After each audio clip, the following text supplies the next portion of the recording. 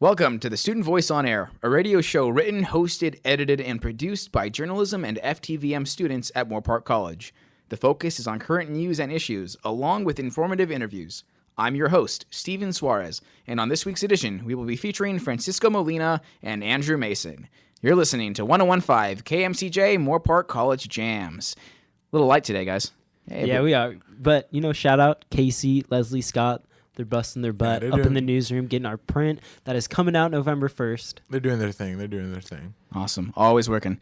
All right, let's get started with Francisco on campus news. All right, man, let's get to it. So a registration date for spring 2016 is almost upon us. Oh, yeah? Yeah, so for returning students or for students who will be starting their year in the spring, registration date is just around the corner. To see your registration date, visit my.vccd for your appointment. You just click on the register/pay tab, and then you click on view registration appointment, and then you'll be able to see when your appointment is. So if your appointment is past November 21st, then you have an opportunity for an earlier registration by completing an assessment and ED plan, so you can get a couple of days ahead, Oh, okay, so you can actually move yours up by completing Right, this. and that goes a long way when it comes to registering for classes and all that stuff, because they go by quickly, Definitely. You also need to do the online orientation. Exactly. So, just why not do it? It'll probably take, 10, 15 minutes just to get a couple of days earlier, Hey, that could be the difference between getting the classes you need this semester or not. Definitely. And for additional information, call 805-378-1428 or visit the counseling office located inside Fountain Hall during regular drop-in hours. I work there. Yeah. Steven Juarez will help you out if you're just lost, So it's not only for new students, but like I said earlier, also for returning students. That's great. Yeah, awesome. Now taking it to the clubs. The NAMI Club got brought back this year.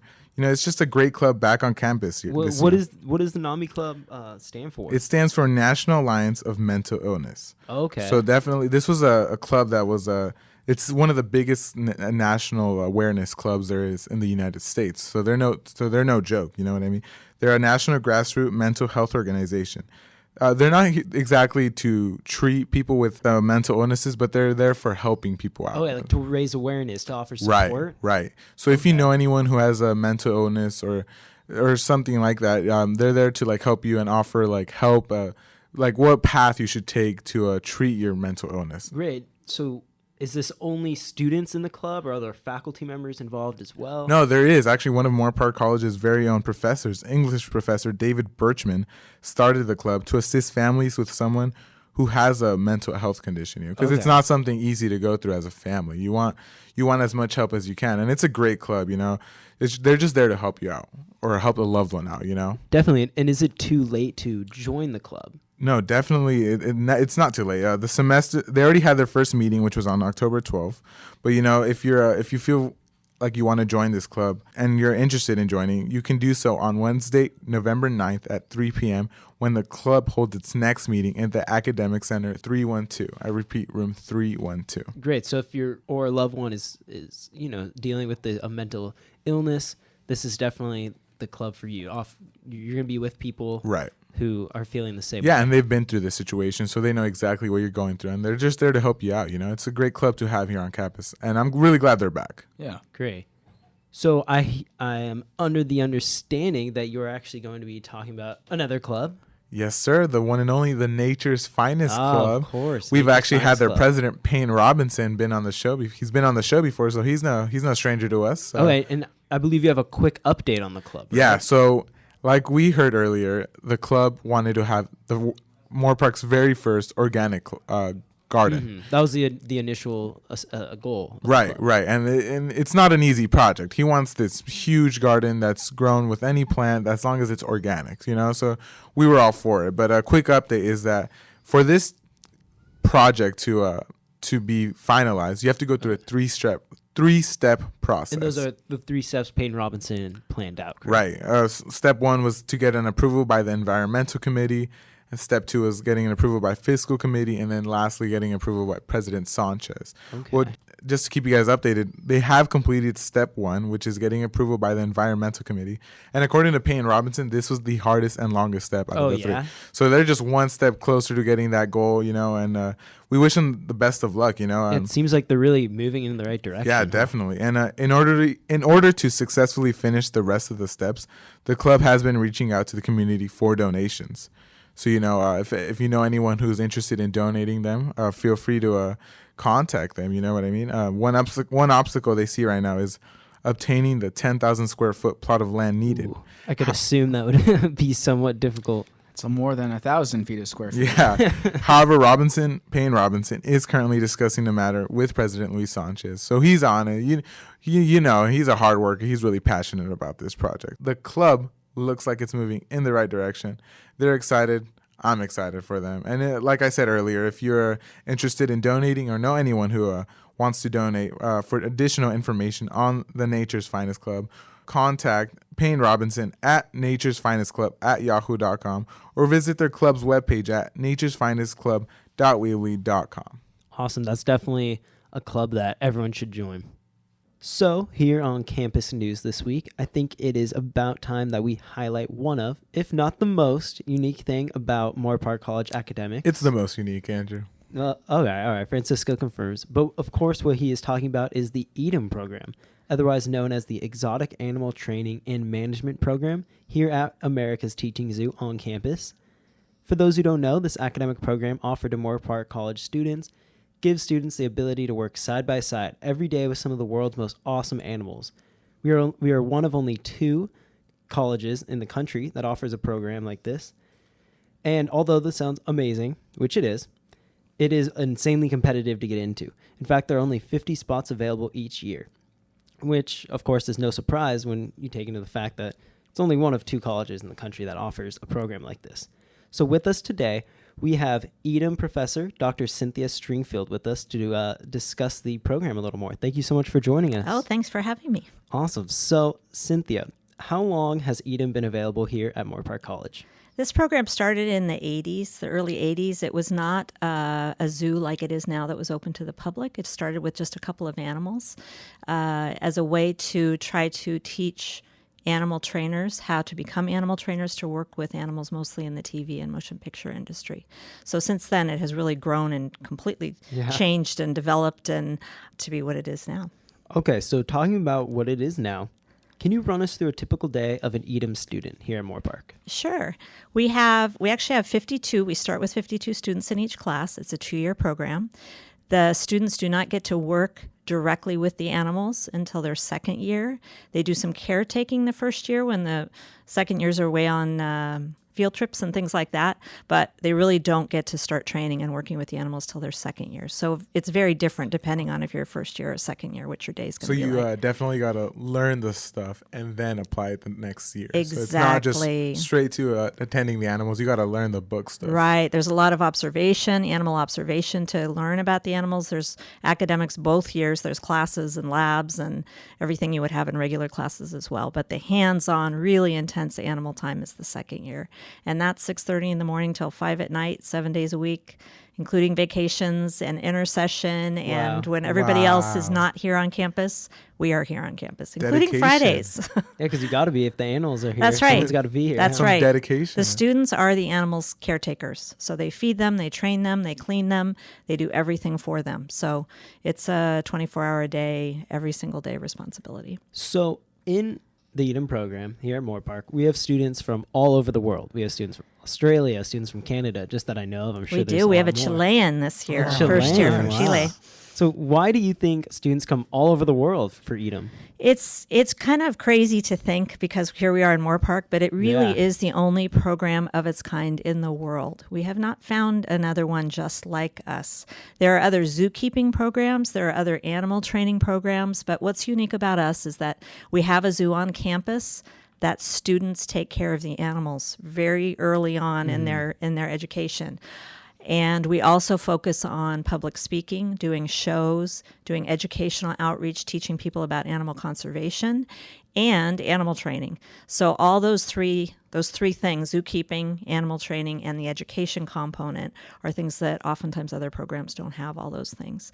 So that's why we get people from other countries, because there just isn't another program like ours. Like we're truly unique. Huh? Very unique, yes. So students are working with the animals. It's only a 2-year program. Only a 2-year program, which actually surprises me. I thought it was going to be a lot longer. We cram a lot into 2 years. They're pretty tired, our students. So where do graduates usually end up working? Where is their degree very usable in the real world? It's interesting because this program did start mostly because of the local entertainment factor of using animals in entertainment. That has changed dramatically with CGI and people not using animals as much anymore. Certainly there's plenty of animals still being used, but not like it used to. What has changed dramatically as well is the amount of training that goes on with animals in zoological institutions. So that didn't used to happen as much as it does now. And using positive reinforcement or rewards for the behavior you want, zoos are doing a lot of training. So many of our graduates end up at facilities like the San Diego Zoo, the Safari Park, zoos all across the country, as well as training animals for guide dogs for the blind. That's awesome. Wow. Still some motion picture and movie industry type things. It just runs the gamut. They can go do anything just about anywhere. We had a graduate last year go to work with cheetahs in the wild. Oh my gosh. Doing conservation. Oh, wow. So you've been with this program for a while now. How has the EATM program changed since the first day you got here? I've been here 12 years, and we've had one of the biggest changes we've had is our EATM building. So if any of you have been to that building or seen our auditorium, we didn't have a building. We had little portables in the zoo, and that's where my office was. And I never forget the day where it just was this crummy plywood on the floor, and some student walked into my office and just put their foot through the floor of my office. It was in the bird area. So we've changed a lot as far as having much better teaching facilities. As far as our EATM building, what we're trying to do now is upgrade the zoo so that it's at the same level as our gorgeous teaching building. The rendezvous at the zoo, that's what that was doing, exactly. correct? Raising money? Yeah, we have a big master plan to enlarge the animals' enclosures, to modernize their enclosures, and to actually enlarge the zoo down onto the hillside so that our carnivores can have more room.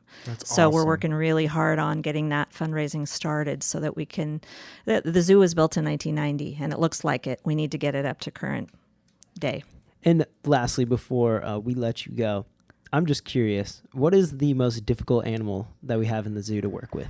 Oh, gosh. What's interesting to me is that the most difficult animals to work with tend to be the smartest animals. Ooh, and teachers like will tell you maybe? that, too, that a lot of times the smartest students can be the most difficult students because they're really clever. Awesome. So our donkeys, most people think donkeys are just stubborn, but they're stubborn because they're smart. And they're trying to outthink you. Right. So they can be very clever. Our ravens are very, very intelligent. So a lot of the student trainers will say, oh my gosh, that was the hardest animal that I had to train at the zoo because they were constantly trying to outsmart me or outthink me. Primates, certainly the non-human primates, very, very clever. So those tend to be some of the smarter ones, which tend to be a little bit more difficult to work with. Great. And quickly, how can students apply or join this program? If you go to the college website, our EATM page has all kinds of great information on it. It has every answer I think you could possibly think of. You're always welcome to stop by my office too. It's on the parking lot side of the EATM building, and it has a glass door and a glass window, and I have an open door policy, so if I'm in there, you're welcome to come in and see me. And Chuck Brinkman is our counselor on campus, and he knows everything about the program. So between those three routes, we're happy to try to answer any questions people might have. It is a lottery system. There's just 5 classes you have to take as prerequisites.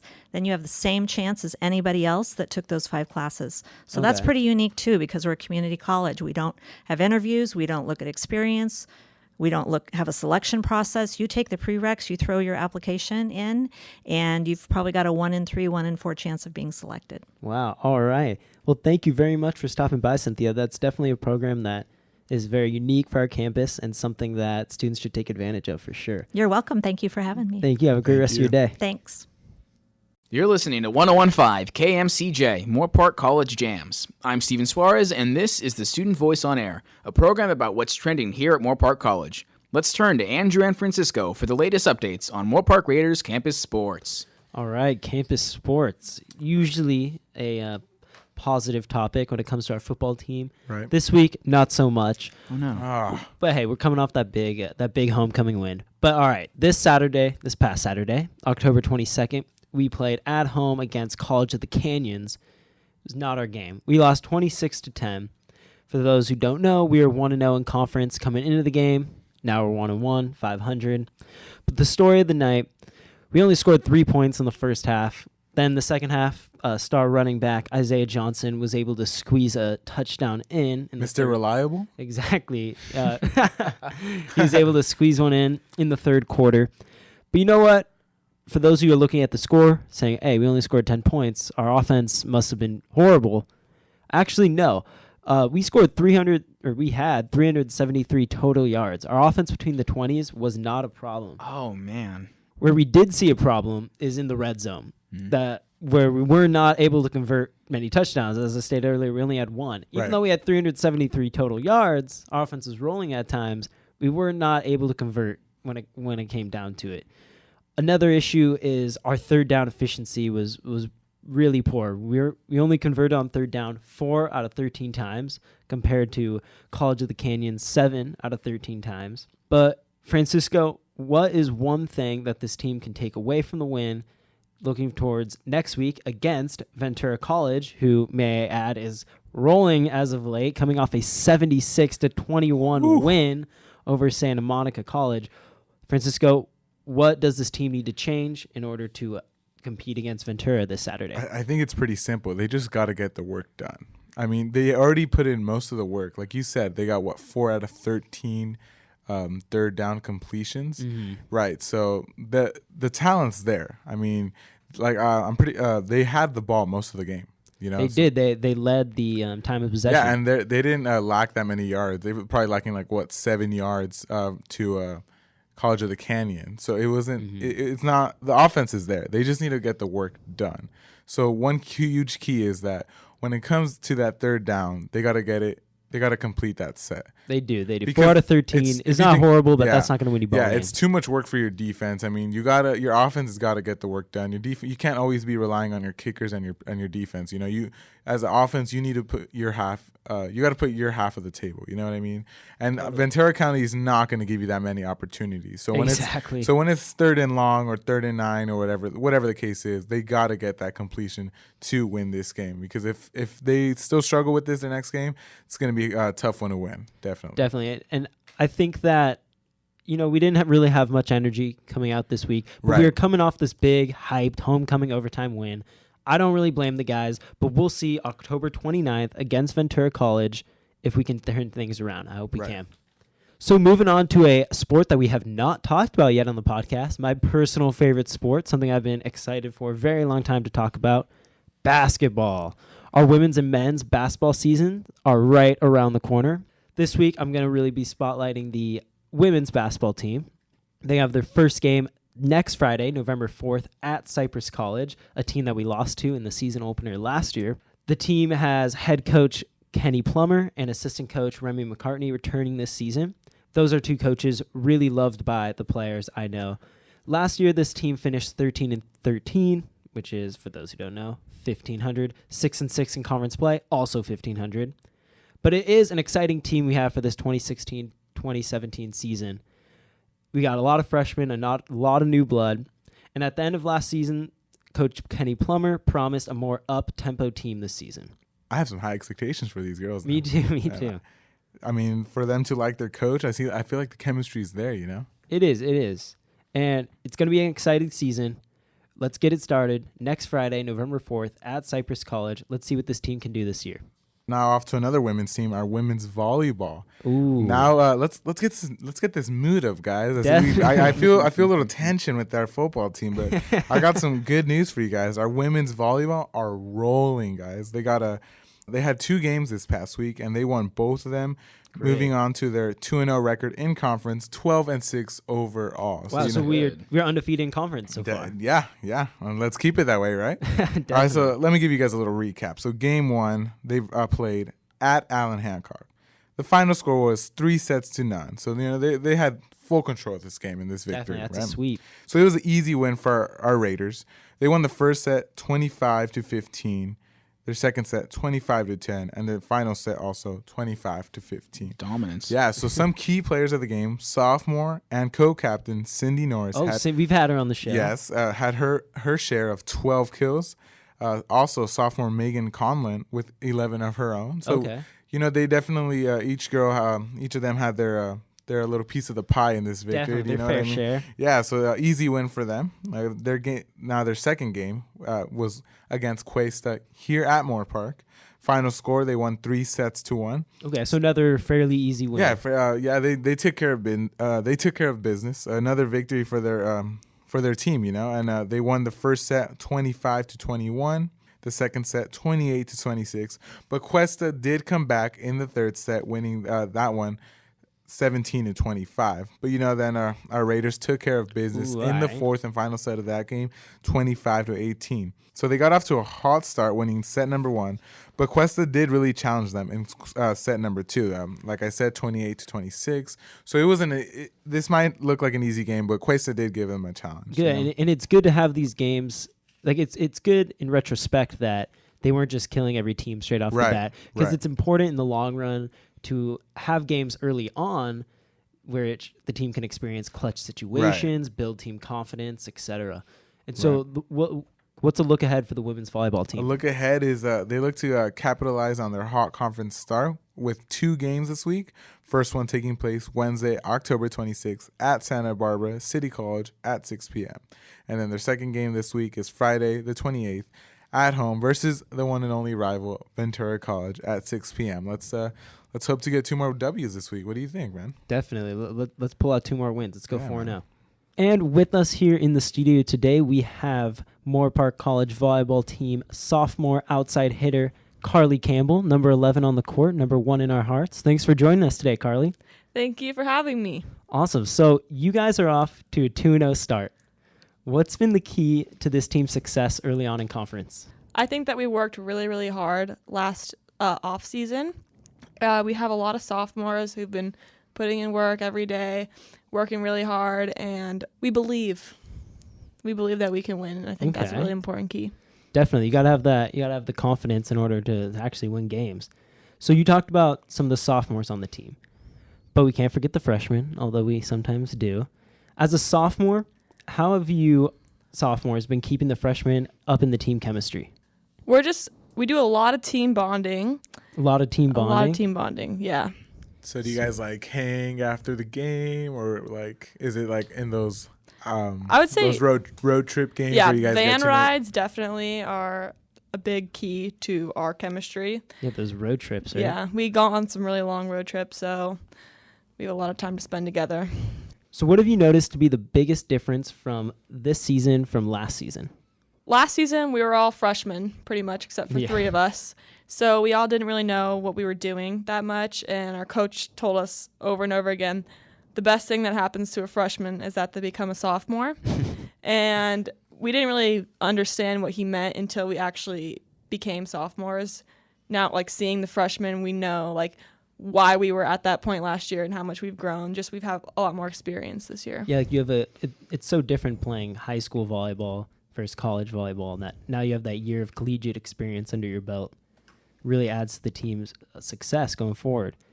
So you guys have 2 games this week. How have you guys been preparing? I know you just got off practice, but how have you been preparing for these upcoming games so you can hopefully go 4-0 in conference? We do. We put in work every single day at the gym. We do a lot of mental imagery. We talk before the games. We have really good game plans because we have some really great coaches that help us out with that. So you guys are 12-6 right now. So you guys are rolling. What do you make sure? How do you guys make sure that you don't just take a day off? Does that make sense? Take the foot off the gas pedal after a win. How do you keep up the pressure and make sure you bounce back? Yeah, keep that momentum going and making sure that you guys don't get lazy and just say, you know what, let's just not try this game. How do you guys make sure, you know what, we got to win this game, on to the next, win that game? How do you keep that going? I think that our team is very competitive with each other, and I think that helps a lot. So every day with practice, we're always putting in a lot of work, and with the win, we take everything that we did good and we use that as fuel to drive us into the next match. Great. So you take pointers from both wins and losses, really, to help the team going forward. Yes. So I know that you played volleyball at Newbury Park High School. And this is your second year here at Moorpark College. Is there any volleyball in the future for Carly Campbell? I love volleyball so much. I just play it because I love it, and I'm not really sure what I'm going to do after this, but I definitely want to keep volleyball in my life some way or another. Oh, awesome. That's what I've noticed from a lot of athletes here, that they're not 100% sure if they can or if they will even want to continue their sport going forward to like a 4-year university. For every athlete, there's always that love and deep down in their heart for the sport. So with the 2 games coming up this week, you have one at home, that's Friday, versus Ventura College here at Moorpark at 6 p.m. What can you tell students listening to encourage them to come out and support you guys? Well, Ventura is our big rival school, so it's going to be a good game no matter what happens. Everyone's going to be really hyped about it. It's going to be a good game, I'm expecting. Great. Everything we've done. And so that's funny that Ventura is your rival, because I guess that's kind of all our sporting teams, because we have the football team is playing Ventura College this weekend, so it's almost like a rivalry week. So it's rivalry week. That's what it seems like. So thank you very much, Carly, for joining us. Good luck with the 2 games this week and with the season going forward. Right on. And go get that W. Thank you very much. This is 1015 KMCJ, Moorpark College Jams. I'm Steven Suarez, and this is the Student Voice on Air. Here's Andrew with entertainment news. Ready to tackle this entertainment. Let's get started. Let's get it. Right here at Moorpark College, we got coming up Saturday, October 29th, very own Beethoven's Second Symphony. Francisco, I know that you are covering this event. What can you tell me about this? That's right. So I actually have a story written in advance about this event. You know, it's definitely one of the most anticipated music events of the semester, I would say, by far. And there's so many different reasons why. Beethoven, number one. Yeah, starting off with Beethoven's Second Symphony. That's right there worldwide. Everyone knows what that is. You know what I mean? Mm-hmm. But yeah, I was actually talking to James Song, who is the conductor. He's the conductor for this event? For this event, and is also chair of the music department and director of the orchestra. So he's got his resume full. So Beethoven's Second Symphony is in good hands then. Definitely. So I went to go check them out. One of their rehearsals. Man, these people are working hard. They are working hard. Really? Yeah, and one thing about this event is it's not only students. It's local community members who also play instruments, and some professionals are in this event. Are you serious? Yeah, and and another reason that this is an important event, or such a big event, is that it's celebrating the orchestra's 25th anniversary. Oh, yes, Moorpark College's orchestra? Exactly, and something James Song has been with since the beginning. Little insight on this is that they will be premiering a piece written by Stephen Birch that was made exclusively to celebrate the orchestra's 25th year together. Okay, so if you want to hear this one-of-a-kind piece, you need to come to the event. Definitely. They're also going to be playing Maria von Weber's Clarinet Concerto that was composed in 1811. This event is just one that you definitely should go check out. You know what I mean? Definitely, and it's only tickets range $8 to $12. Right. So it's not going to break the bank. That is October 29th at 8 p.m. Right, correct? and just for some good quality music. And I was talking to James Song. Tickets, they do go out quickly because everyone likes going to their events. So if you have the chance, buy them as soon as possible. All right. Thank you, Francisco. Now, moving on. This is, I guess, unofficially our Halloween episode of the podcast.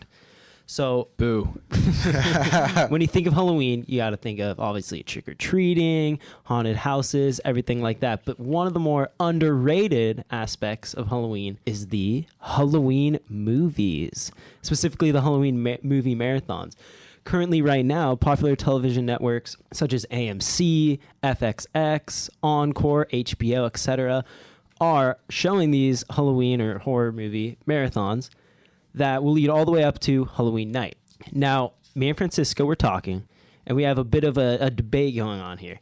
I'm the kind of person that thinks Halloween is about getting scared. That's horror movies. That's what you need to do. Whereas Francisco is the person who thinks the lighthearted Halloween movies, more, I guess the non-horror ones, are what students should be watching. Now, I'm going to give my take. I'll let you give your take in a second here. Right on. I want Steven to be the middleman, the moderator unofficial on this. deciding the tiebreaker. I'm game. So, Steven, I'm going to address Steven on this. Friday the 13th, Halloween. The Exorcist, The Shining. These are movies that'll get you jumping out of your seat for sure. When it comes Monday night, Halloween night, aren't you supposed to be getting scared? Right? Isn't that what the Halloween is all about? One night only, you're getting scared, you're watching these movies. You know, the only thing that's missing from all of these lists that I'm looking at right now is Harry Potter. I was gonna. There we go, man. Now, look, I agree. I think it's important to be scared on Halloween because, you know, that's tradition. But, like, at the same time, I think there's a weight to the other thing, too. I think really? Halloween is more about enjoying yourself than anything else. So you're maybe on Francisco's Yeah, I side. think. Well, yes and no. I think the scare factor is important, though. Like, you can get enjoyed through the thrill of being scared by something. I get enjoyed through the haunted houses, these scary movies. That getting frightened, you know, in a consensual way is something that I enjoy doing. Yeah. Right. Or I can see why you're saying these points. But let me give you my reasoning. All right. It's Halloween. You know, sometimes you don't always want to get frightened to the fact where you can't even go to sleep at night. That's true. Sometimes you just want to have a solid times. day with some friends and family members, and not all of them are into that kind of movie. I understand that you may be, but not everyone is like that. You got to go back to the classics, man, like Beetlejuice, Halloween Town, Hocus Pocus. Halloween Town. Halloween Town. I like You it. taking it back to, you know, our little elementary school days. Charlie Brown and the Great Pumpkin. Exactly. Yeah, exactly. Those are just the classic movies that you can enjoy with your friends and family without worrying about anyone freaking out that night. And you just can have a nice, relaxed day with the fam, man. You can have everyone involved. Everyone can watch the movies. And, you know, no one's excluded. And it's just a great way to spend the evening with your close ones. And I think there's an important distinction, too, because, like, you know, we may say, yeah, Halloween's all about getting scared. And, yeah, maybe for older people who can take that. Like, I know if I was 5 and I had to watch It, I would have an even bigger fear of clowns than I do now. And so that's not something you want kids to do. Kids watch Halloween Town because, it's fun. Yeah. And if you have a little brother that wants to spend the day with you or the night in this instance, well, you can watch one of these movies and you don't have to worry about his innocence being taken away by one of these Andrew recommended films. All right. I want to know quickly before we switch topics. It's Monday night. Your trick-or-treating plans got canceled. What movie are you going to be watching, Francisco? I'll probably be watching the classic Hocus Pocus, man. Taking it back to my younger days when I started watching that on ABC Family, which is now Encore. But, you know. Okay. What about really? Yeah, it's called Encore now. I missed that. Steven, movie recommendation. Oh, see, okay. If I had to recommend a Halloween movie, I'm a shoo-in for Charlie Brown and the Great Pumpkin. All right. But I'm like a Charlie Brown geek. And so I'm going to stick to my scary side. I'm going to be watching The Exorcist. But, all right, no matter what kind of person you are, a scary movie or lighthearted Halloween movie, we all can agree that we are all surprised about the Night of the Living Dead, which, for those who don't know, is the play that has just recently ended here at Moorpark College. You covered that, correct? I did. It was awesome.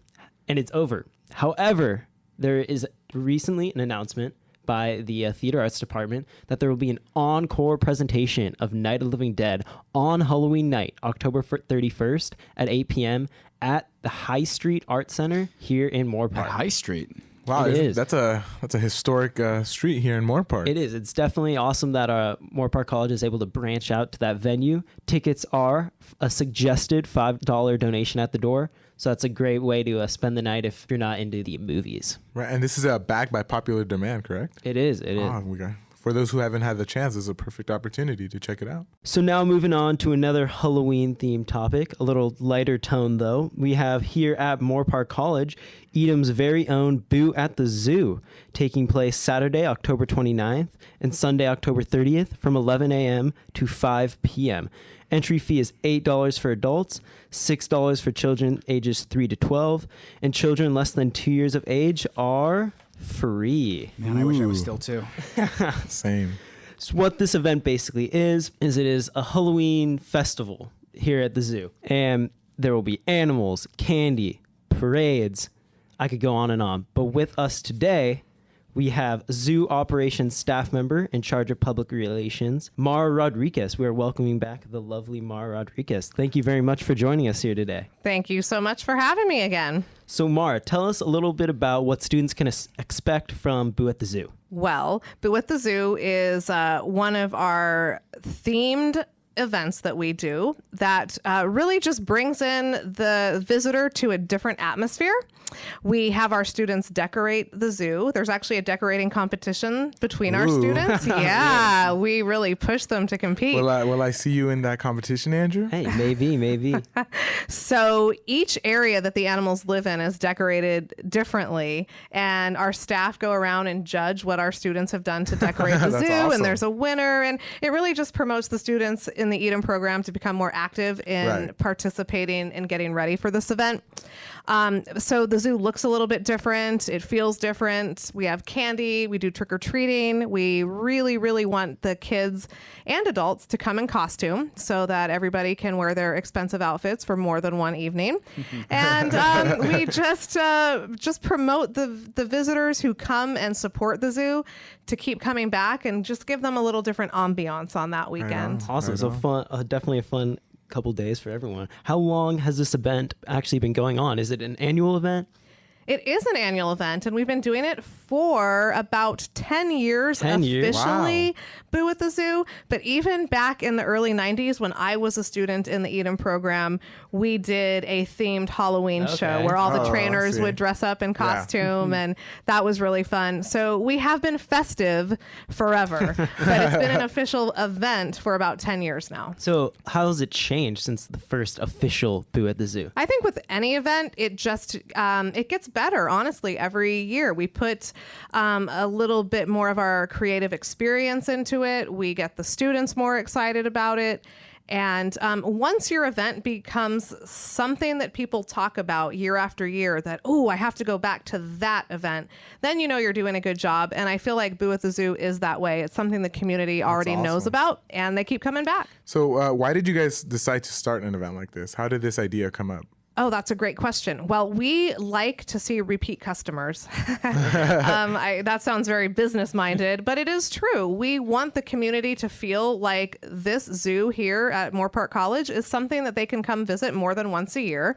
And one of the ways that you do that is by having special events and keeping things different. Right. And that's what this does. So we have Boo at the Zoo. We have Arctic Lights coming up in December. We have Spring Spectacular in the springtime. And then, as you guys know, we just finished Rendezvous at the Zoo. So these events just keep coming, here and there, and it keeps our guests interested. That's awesome. Yeah. Is this event available for only Moorpark students, or is it open to the public as a whole?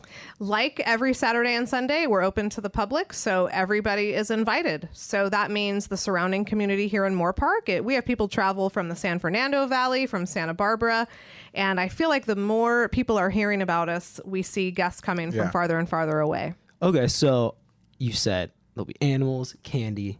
I want to know, what is Mara Rodriguez looking forward to the most at Boo at the Zoo? At Boo at the Zoo? Ooh. Actually, okay, so I must divulge.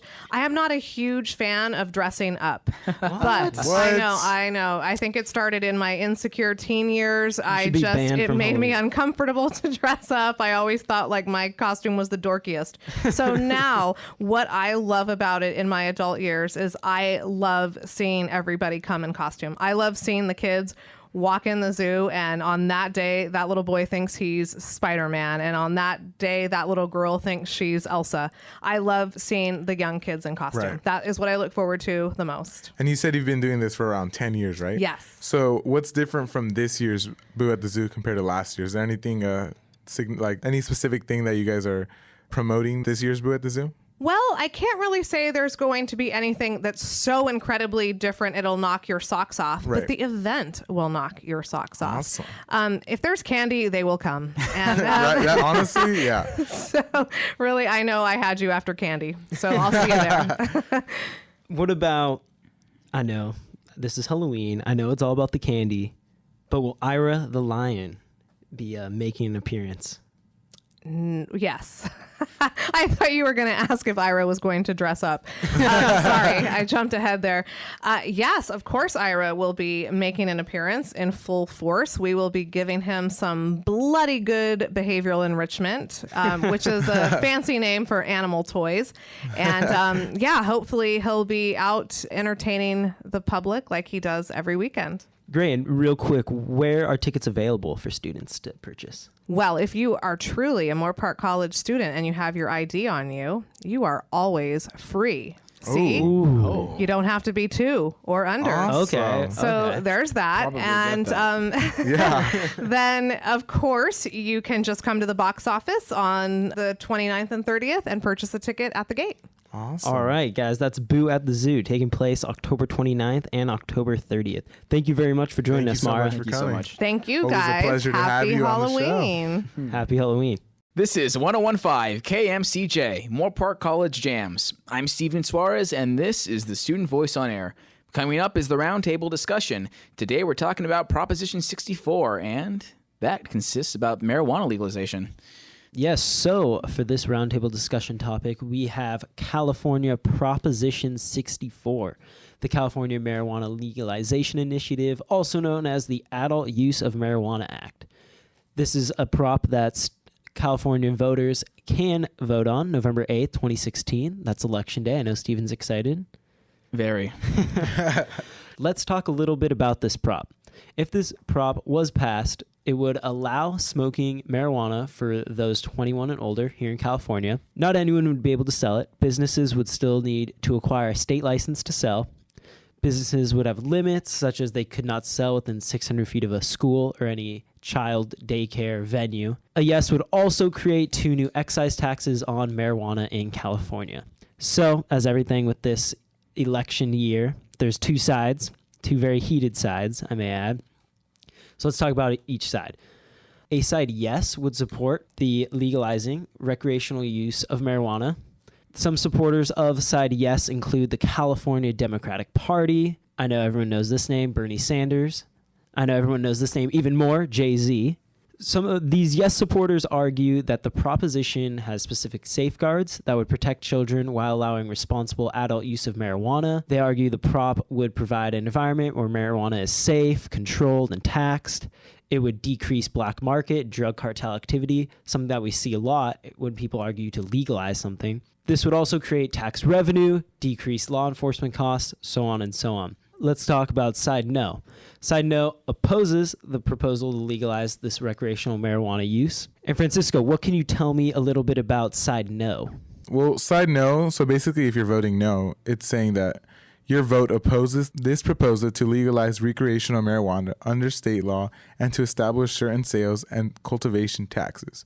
Some opponents to the California Proposition 64 is Senator Dianne Feinstein and the California Republican Party. Okay, and what do these opponents argue? Well, they actually have a lot of arguments towards this proposition. Some of them include the proposition would result in more highway fatalities and more impaired driving. Really? Okay. Yeah, so if you're a little confused on that, basically they're saying that they're worried that more DUI drivers or people under the influence can cause accidents when they're under the influence of marijuana. Okay. Yeah, another argument is that the proposition would allow that marijuana growing near schools and parks would erode local control. Okay. It also says that the proposition would increase black market and drug cartel activity. So that's kind of like going against what the supporters for this proposition 64 That's really interesting, actually. Yeah, it's actually pretty common with these props that both the supporters and the opponents have the exact same argument. Right. But go on. What else do these opponents argue? They also say that the proposition would allow marijuana smoking advertisements to be aired. Oh, yeah, that is a whole nother level of this prop, that this is maybe influencing the youth. They're going to see these advertisements. They're going to be swaying in one direction. Get more or to the that other. one in a second. One of the arguments that I actually found very interesting was that the proposition would hurt underprivileged neighborhoods. Really? How so? By saying that underprivileged neighborhoods will be, they'll most likely be the ones using marijuana I for get it. recreational use Okay. and stuff like that. Yeah. The proposition would also put small marijuana farmers in Northern California out of business because, as you know, many of these big tobacco companies are just waiting on this prop to be passed so they can use their $1 million factories to start producing this because they already have the utilities for this. That's Okay. I never even Yeah. thought about that. So for those small market farmers up in Northern California, that will basically just wipe them out of the business. Okay. All right, so we just heard the background of Proposition 64, but to help students comprehend this prop and marijuana as a whole, we brought in health educator Allison Barton from our very own Moorpark College's Student Health Center to discuss the health effects of marijuana. Thank you very much for joining us today, Allison. Well, as always, it's my pleasure. Thank you for having me. Awesome. So, Prop 64, the focus is on the legalization of marijuana in California. We want to know, what dangers does marijuana pose on the human body? So there are a couple of things that you want to think about. You want to think about the person who's attempting to use marijuana to begin with. And so if you're an adolescent, then the dangers are different than if you're an adult, first of all. So it's like case by case almost. Kind of, or at least demographic by demographic, right? And so college students, college age, the 18 to 25-year-old is actually considered adolescence as far as brain development goes. Oh, wow. Right. I'm sure present company accepted.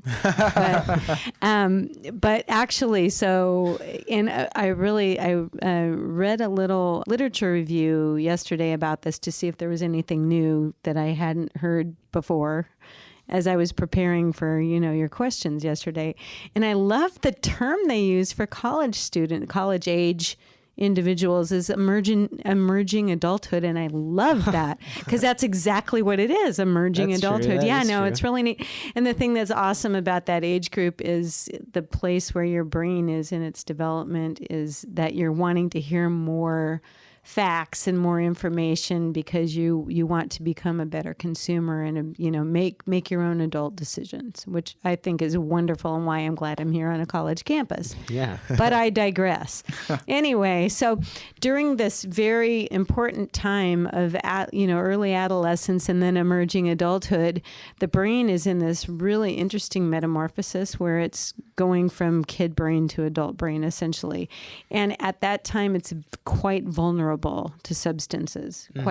So any substance of addiction is more likely to cause an addiction if uptake, or the starting to use it, that's called uptake, if uptake occurs during adolescence. So as far as addiction goes, it's really a seriously big problem for adolescents and emerging adults to use substances that are addictive, such as marijuana, such as tobacco, such as alcohol and other drugs of abuse. But those are the three biggies that we worry the most about. Yeah.